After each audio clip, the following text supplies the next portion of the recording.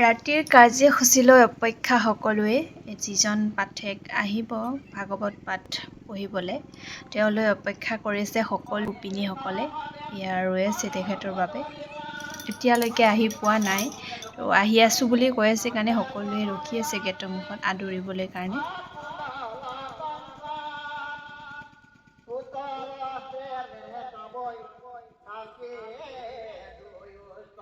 অপেক্ষাৰ অন্ত পেলাই তেওঁলোকে উপস্থিত হৈছেহি আমাৰ বৰবাৰী সত্ৰ নামঘৰলৈ। আৰু তেওঁলোকৰ কাৰণে বহু সময় ধৰি তেওঁলোকে অপেক্ষা কৰি আছে আমাৰ গোপিনীসকলে।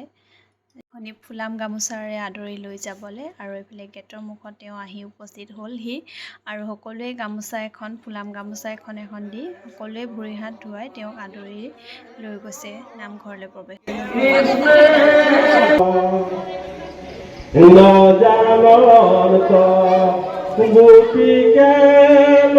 আউনীআটী বৰবাৰী কছাৰী গাঁৱৰ সত্ৰ নামঘৰৰ ইয়াত কেনেকুৱা লাগিছে সকলোৱে জনাবচোন। এইটো থাকিবলৈ বৰ মন আছিল ভাগৱত পাঠ শুনিবলৈ, কিন্তু দুৰ্ভাগ্যজনক মোৰ ছোৱালীৰ কাৰণে মই থাকিব নোৱাৰিম কিজানি, কাৰণ তাই যি দুষ্ট কৰিছে তাইক লৈ যাবই লাগিব ঘৰলৈ। এইফালে আমাৰ দেওসকলে পুথি পাঠ পঢ়ি আছে। ভাগৱত আৰম্ভ হোৱাই নাই, 8-9টাৰ পৰা আৰম্ভ হ'ব। এইফালে মোৰ ছোৱালী ইমান উৎপাত কৰি আছে, আৰু এইফালে মই।